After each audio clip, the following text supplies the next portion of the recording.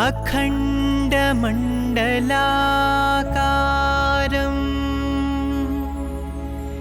व्याप्तं येन चराचरं तत्पदं दर्शितं येन तस्मै श्री गुरवे नमः.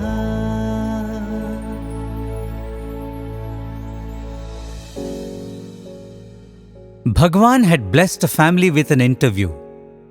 He was conversing and counseling the elders when he turned to the little boy in the family and asked, "Do you have any questions to ask?" To the utter dismay of his parents, the boy asked, "Swami, which is your favorite car?" But Swami's eyes lit up. He said, "Morris Minor." For the next few minutes, Swami described how he had procured a driving license, how he would drive, and so on. The boy looked on starry-eyed. All of a sudden, Swami asked, "Will you give me your car to drive?" The boy smiled gleefully and said, "Sure, Swami." Bhagawan bent low, touched the boy's chest and said, "Your heart is a car and I am the driver." सारथी तू बाबा, शंख मैं हूँ तुम्हारा. The same assurance he gave Arjuna and became Parthasarathi. The Lord becoming the charioteer or the driver has a symbolism of immense significance in Vedanta. आत्मानं रथिनं विद्धि शरीरं रथमेव तु बुद्धिं तु सारथिं विद्धि मनः प्रग्रहमेव च. The Kathopanishad speaks of the body as the chariot, the senses as the horses, and the intellect or buddhi as the charioteer. The Lord becoming the charioteer is symbolic of the Lord's words becoming the guiding intellect. This happens when the Supreme Lord assumes the role of the Guru. No doubt then, in 1958, when he was to launch the monthly journal that would carry his message to the world, he named it Sanatanasarati, the eternal charioteer. He was not merely naming a magazine. He was announcing to the world the presence of the eternal charioteer in their midst. He was giving a clarion call to the sadhakas. The first few lines he wrote were, "This day, the Sanatanasarati starts out on the campaign against falsehood, injustice, viciousness and evil, the minions of the spirit of selfishness. The army is the Vedas, the Upanishads and the Shastras. The object is the welfare of the world."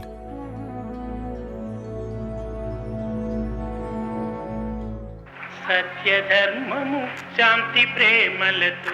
His task of teaching didn't really have to wait till 1958. It started much before he declared his avatarhood. His playmates referred to him as Guru, for he was subtly correcting their ways and culturing their habits. Little Sathya did not stop with children of his age. He was even advising elders. ఈ విధంగానే నేను చేసేది చెప్పేది రెండు ఒక్కటి. Like this, what Bhagavan says and what he ఇప్పుడే కాదు, does say.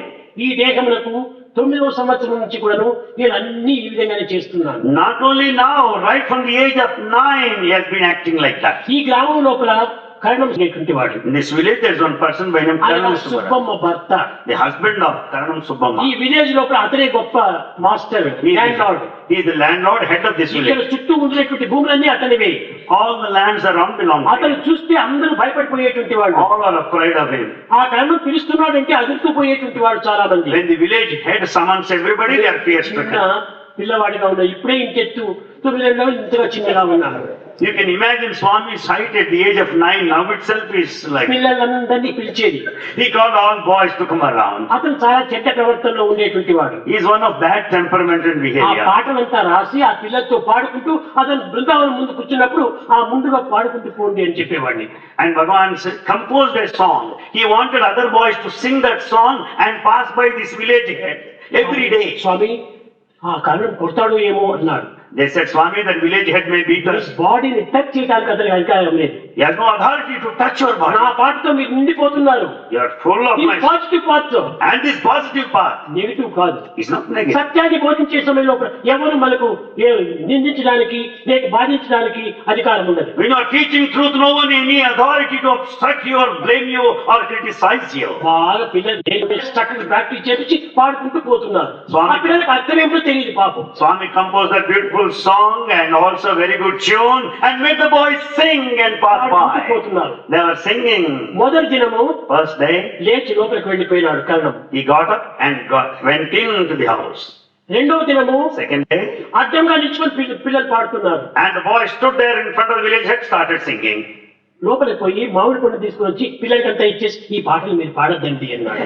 And he distributed mango fruits and then asked them not to sing anymore. ఎవరు నేర్పించారు అన్నాడు. Then he asked, who taught you all this? రాజు నేర్పించాడు అన్నాడు. They said, Raju taught us all these songs. రాజు ఈ పనులంతా చేస్తున్నాడా? Oh, is Raju doing all this? అని ఒక దినము నన్ను రాజును టిఫిన్కి రామని చెప్పాడు. And one day he asked Raju to come for tiffin. నాకు నీ టిఫిన్ నాకు ఇది అన్నాడు. And Raju said, I don't want your tiffin. ఈ చిన్న పిల్లవాడు ఇంత గట్టిగా మాట్లాడుతున్నాడే అని అతనికి చాలా కోపం కూడా వచ్చింది. And the village head was very furious because such a young boy ఏ విధంగా బుద్ధులు నేర్పేటువంటిది ఆనాటి పరిస్థితికి తగినటువంటి బుద్ధులే నేను నేర్పేటువంటిది. The teaching was appropriate to those times. పాట రాశాను. He composed the song. మిండగత్తెల చెరకు పోకు ఖండితముగా నీవు కడు నీచుడవుతావు మిండగత్తెల చెరకు పోకు.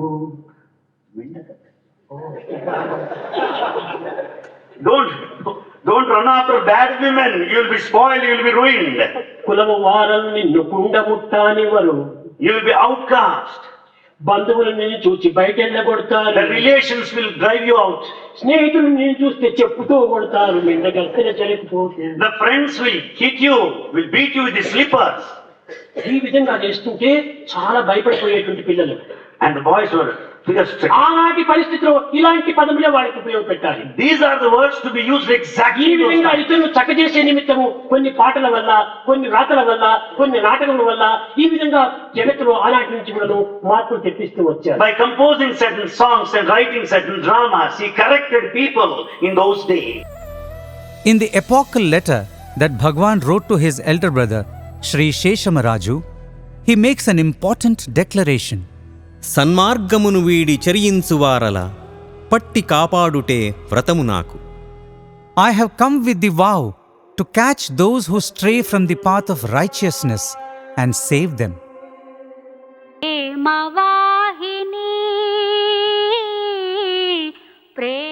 A glimpse of his omniscience was shown to Narayana Shastri, a scholar and neighbor of the Raju household at Uravakonda. One fine day he said, "Call that Narayana Shastri. He is misinterpreting the Hamsa Gita." When informed, the scholar was outraged and thought to teach Sathya a lesson in humility. But when he heard Sathya expound the most complex verses of the Hamsa Gita, humbled, he prostrated before him, recognizing the brilliance of true wisdom. Many years later, in a padyam describing his avatar, Swami would sing, కాల సందిగ్ధ విగ్రహ సూక్తులయ్యుంటా కాల సందిగ్ధ విగ్రహ సూక్తులయ్యుంటా భాషార్థ గుప్తము పలుకు కొరకు. Young Sathya gave another clue that he was the Guru of Gurus when his father once questioned him harshly as to who he was. Young Sathya declared, "I am Sai Baba." Stunned, his father asked, "What should we do with you?" Sathya calmly replied, "Worship me on Thursdays, Guruvar, the day auspicious for the Guru." When he eventually dropped all the veils and declared his avatarhood with an annunciation of authority, he sang, Manasa Bhajare Guru Charanam. Worship, O mind, the feet of the Guru to cross the ocean of samsara.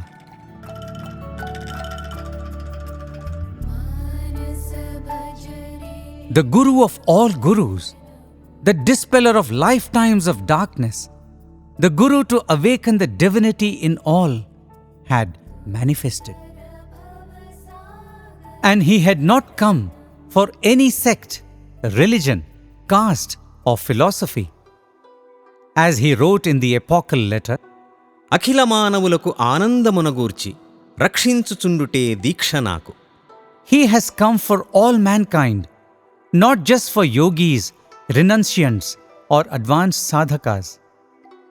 But his message doesn't stick to skirting on the surface of wisdom. As Professor Kasturi beautifully writes, he has come for awakening the sleeping, making the sitting stand, the standing to walk, the walking to reach. He talks to you and every single you that has gathered there, to every single Arjuna with heavy heart and empty hand, afraid to fight the battle of life on to victory.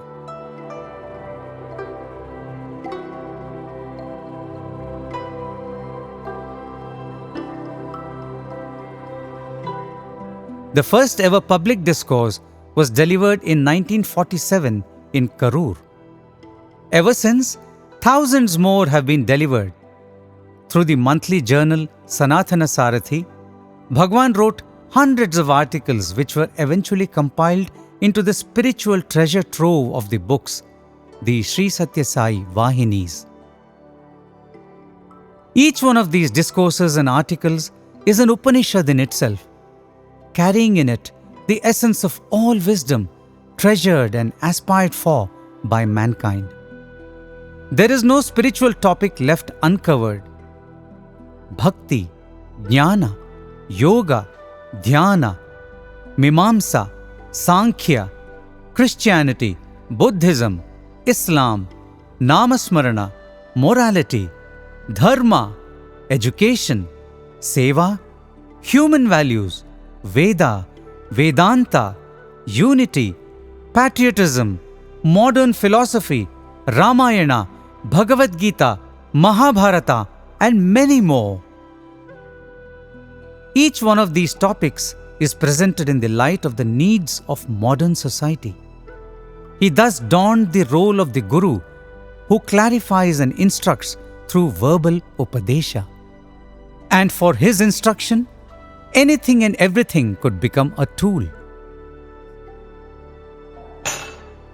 ఇక్కడ శబ్దం వచ్చింది. Here you listen to the sound. Current ఉండినప్పుడే బల్బులన్నీ వెలుగుతూ ఉన్నాయి. When there's current, the light bulbs burn. ఇది దైవ హృదయ పుష్పము. God is the real flower.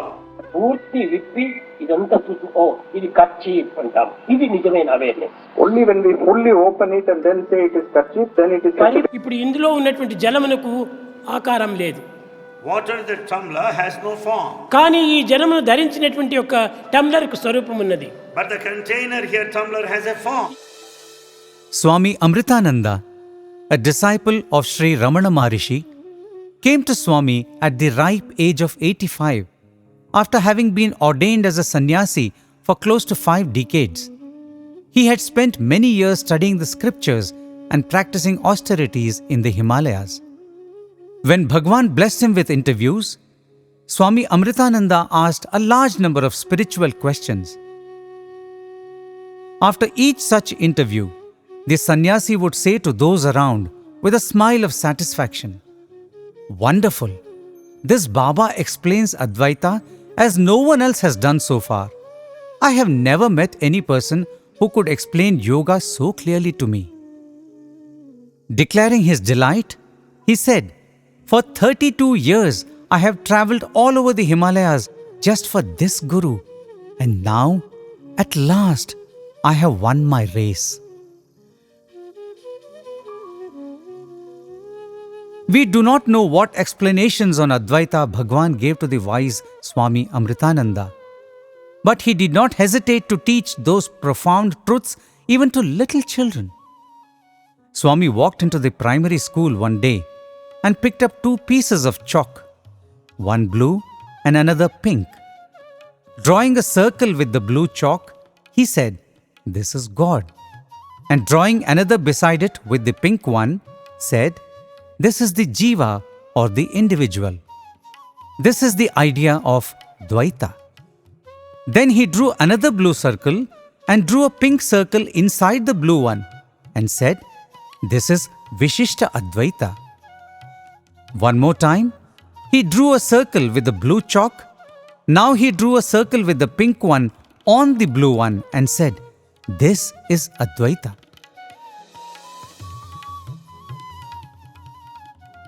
Similarly, Bhagawan once walked into an MBA classroom in the college and the words ZBB, zero-based budgeting, were written on the board as the topic of the day.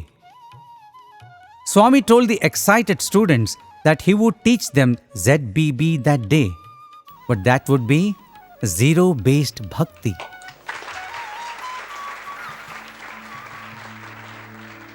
Peter Drucker అనేటువంటి వాడు ఈ business management విషయం లోపల అనేక విధమైనటువంటి యొక్క Swami first explained zero-based budgeting as a management method where each budget cycle starts from zero, unlike traditional budgeting that relies on the previous year's spending, assets and liabilities. Then Swami explained, likewise, we must practice zero-based bhakti. When you start your day, stand before Swami and pray. Whatever I have done yesterday, I surrender at your feet. I surrender my bad thoughts, ill feelings and failures. Swami explained, if you do that, I will take care of them. Empty your mind at my feet and make it a zero. When your mind is empty, I will fill it with bhakti. This is zero-based bhakti, he said.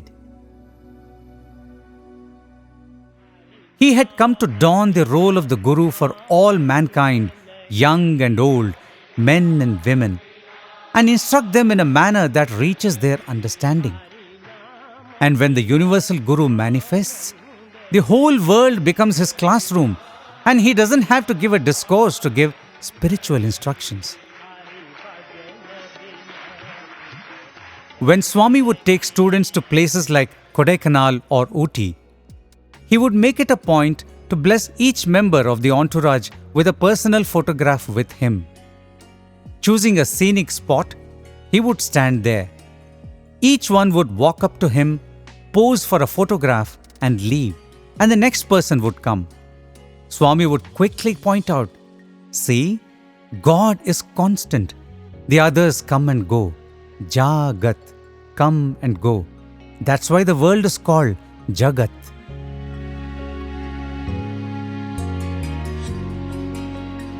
Or when traveling with them in the bus, he would point to his empty car moving ahead, which would receive the shower of flowers from devotees who thought Swami was inside.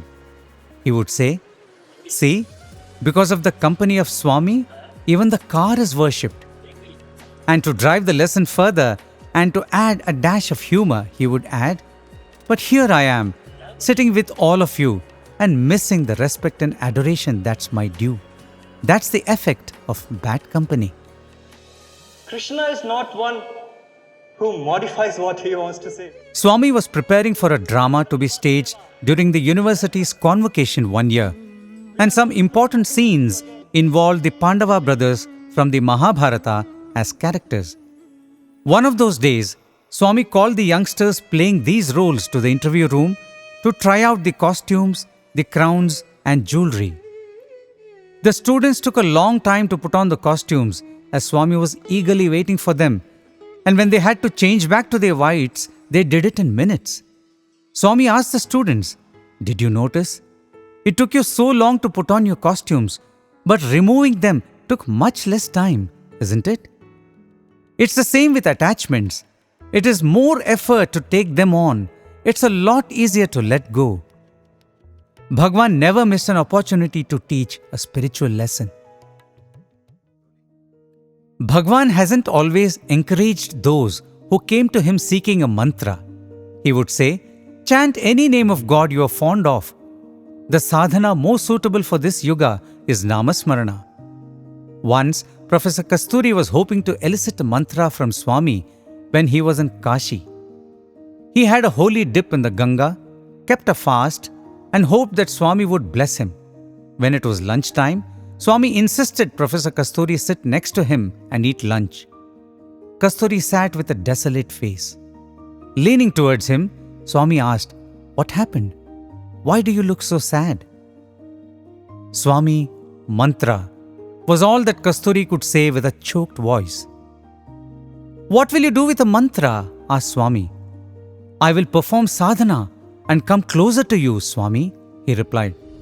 Looking at his own arm and Kasturi's, which were brushing each other, Swami asked in a gentle voice, "How much more closer, Kasturi?" Swami did not just refuse to give him a mantra, but he reminded Professor Kasturi of the blessing that was already his, which was far greater than any mantra could ever procure. But on rare occasions, he has blessed devotees with mantras too, like when he performed the Upanayanam for over 400 fortunate Vatus in 1965. He whispered a secret mantra into each of their ears. In a discourse delivered during the Guru Purnima of 1986, Bhagawan made a public announcement that he was going to grant the whole gathering a Panchakshari mantra. ఈ గురు పౌర్ణమి దినము ఏ అష్టాక్షర నామము ఉపదేశించడానికి నేను పూనుకోలేదు. ఏ పంచాక్షర నామాన్ని మీకు ఉపదేశించడానికి నేను సిద్ధముగా లేను. ఏ ఉపనిషత్తులో, ఏ భగవద్గీతలో, ఏ విధమైన బ్రహ్మసూత్రాలో చదవమని నేను బోధించడం లేదు. ఈ పంచాక్షర నామం ఒకటి ఉండాలి. దేవుడు ఉన్నాడు. ఈ 5 అక్షరాల నామాన్ని మీరు ప్రధానంగా తీసుకోండి. దేవుడున్నాడు. ఈ యొక్క విశ్వాసమును మనము నిరంతరం కూడాను చింతిస్తూ, భావిస్తూ, ఆచరిస్తూ, ఆనందిస్తూ, అందిస్తూ ఉంటే ఇంతకంటే లోకం యొక్క కళ్యాణం మరొకటి. In the same discourse, Swami explains that there are 8 types of gurus. The Bodha Guru teaches the Shastras. The Veda Guru imparts the inner meaning of the Vedas. The Nishiddha Guru imparts knowledge about rights and duties. The Kamya Guru makes one engage himself in meritorious deeds. The Vachaka Guru imparts knowledge of yoga and prepares the disciple for the spiritual life. The Suchaka Guru teaches how the senses are to be controlled through various types of discipline. The Karana Guru reveals the unity of the Jivi and the Atma. The Vihita Guru clears all doubts, purifies the mind, and shows how self-realization can be attained. Our good fortune is that Bhagawan himself is our Guru, in whom is contained all these aspects.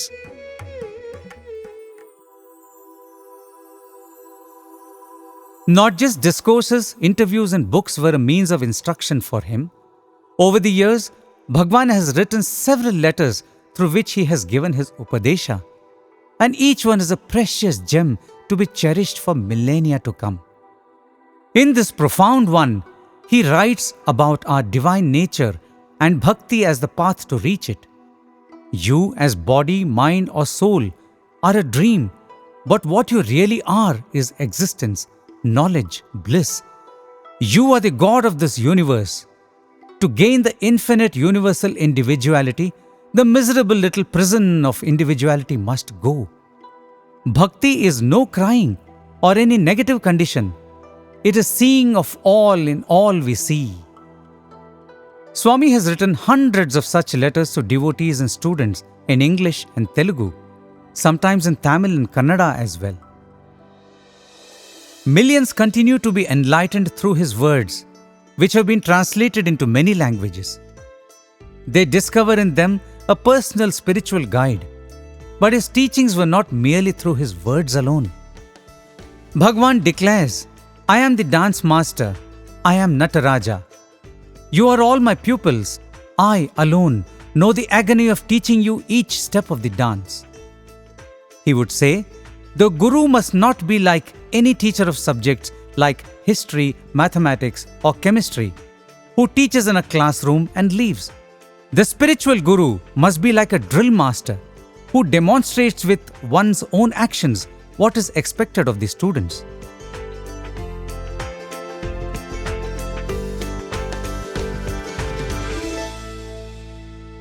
Bhagawan became that ideal guru for us. He lived much of his life in public view so people could observe his actions and learn. His very lifestyle was a precept in action. No wonder Bhagawan would often say, "My life is my message."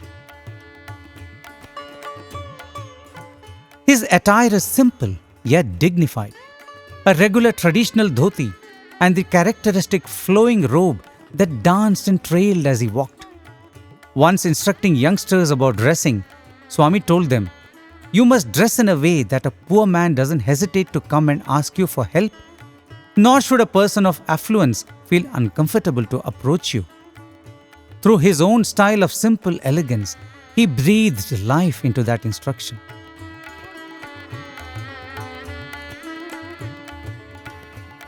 The key word is always balance.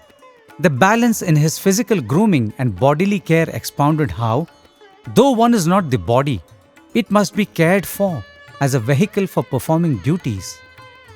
Sharira madhyam khalu dharma sadhanam, he teaches. Though one must not be too obsessed with its appearance, keeping it presentable is a way of giving respect to society, and true culture shines in such concern and respect for others. For instance, he ensures his nails are always clipped close and neatly filed so that devotees holding his hands or touching his feet wouldn't get hurt. The youngsters who gathered around him needed to look no further for a living example of disciplined living.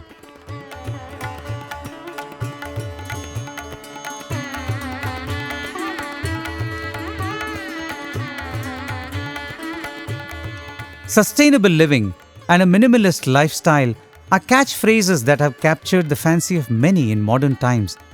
But Swami verily embodies these practices. One may be awestruck on seeing the grand mandir and the Sai Kulwant Hall, which is meant for devotees to congregate. However, his personal living space always remained a small and very sparsely furnished room, and his lifestyle shone with clockwork discipline.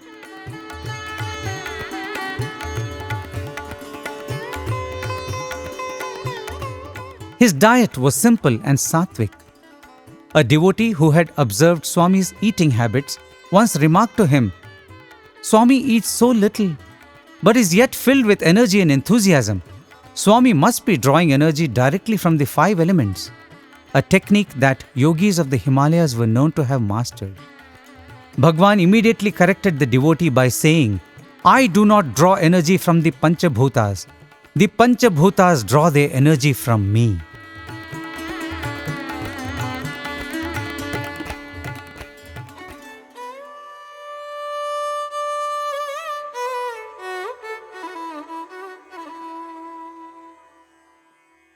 One day, when Swami came out for darshan, he had a red eye.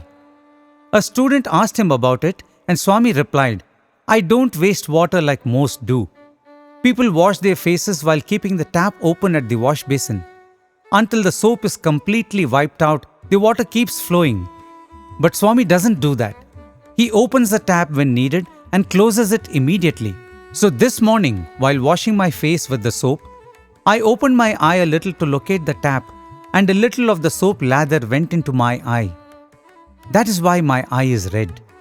The soap too had a role in his lessons, and it had played its part that day.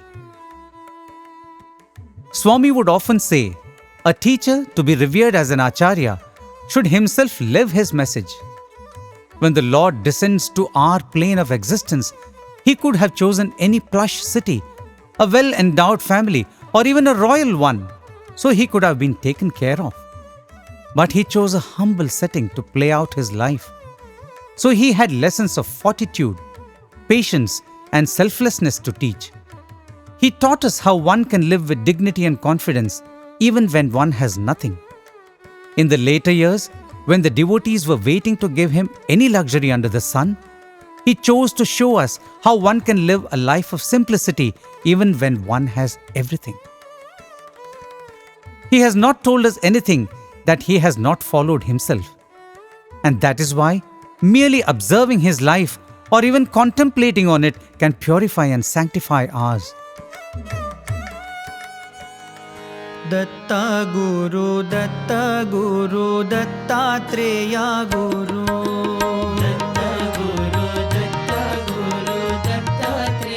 Once Swami began describing the nature of Lord Dattatreya, an incarnation of the Trinity. Swami explained how he would put his disciples through tough tests before blessing them with his grace. In a profound revelation, Swami declared, "I am Dattatreya. Test is my taste." Years before, when Swami posed for a Polaroid photograph during his trip to Ooty, the image captured was not that of Swami clad in his ochre robe, but it was that of the three-headed Lord Dattatreya, with the three faces resembling Swami's face, his elbow resting on the back of a majestic young cow. Swami revealed, "This is my true form."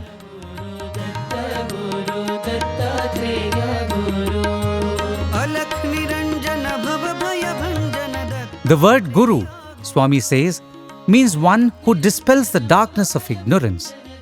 Guru is also the one who shows the Guri, the goal of life. Guru is also the one who is Gunatita and Rupavarjita, the one beyond attributes and form. His every word is a mantra. His entire life is his Gita. And like Dakshinamurti, even through his silence, he enlightens. The Supreme Lord is here with us as our Guru. He is our charioteer to lead us to the goal. కనుక ఈ కాలంలో సరైనటువంటి drivers, నమ్మకమైనటువంటి drivers చిక్కటం చాలా కష్టం. కనుక మీ జీవితం అనేటువంటి కారును డ్రైవ్ చేసుకోవటానికి మంచి ఫెయిత్ఫుల్, అన్ని రిపేర్లు కూడా తెలిసినటువంటి వాడు, అన్ని రకములైనటువంటి యొక్క మెకానిజం తెలిసినటువంటి వాడు ఒక డ్రైవర్ ఉంటున్నాడు. ఇతన్ని మీరు డ్రైవింగ్ కింద తీసుకుని పోండి. తప్పక మీ యొక్క కార్లు కానీ మీ జీవితానికి కానీ ఏ విధమైనటువంటి ఇబ్బందులు లేకుండా తప్పక మీ జీవితం అనేటువంటి ప్రయాణాన్ని సుక్షేమంగా జరుపుకోవచ్చు. ఎట్టి రోడ్లు అయినా కూడా ప్రమాదం లేకుండా కూడా డ్రైవ్ చేస్తాడు. ఏ మధ్య లోపల ఏ విధమైనటువంటి బోల్ట్స్ నట్లో పోయినా కూడా అప్పటికప్పటికే తీసి దాన్ని వేసేసేస్తాడు. కనుక మీరు నేర్చుకుని పోవలసినటువంటిది అన్నింటికంటే ప్రధానమైనటువంటిది మీ జీవితానికి. ఆనాడు అర్జునుడు కృష్ణుడిని డ్రైవర్ గా పెట్టుకున్నాడు. ఈనాడు మీ సాయిని మీరు డ్రైవర్ గా పెట్టుకుంటే తప్పక మీరు ధన్యులైపోతారు, తప్పక మీరు కృతార్థులైపోతారు.